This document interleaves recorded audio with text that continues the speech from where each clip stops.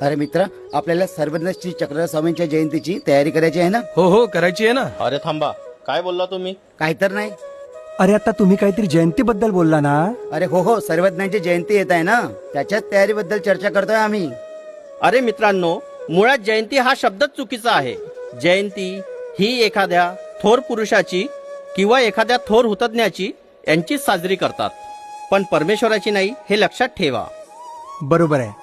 सर्वज्ञ श्री चक्रधर स्वामी परब्रह्म परमेश्वर आहेत.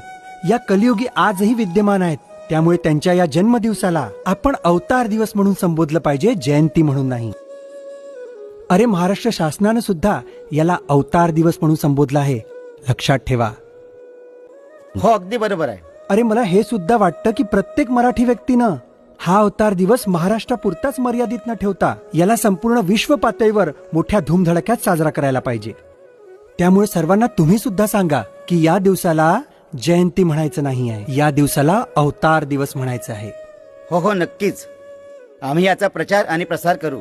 आणि मला तर वाटतं की आपण सर्वांनी मिळून याचा प्रचार आणि प्रसार केला पाहिजे. दंडवत. धन्यवाद. दंडवत.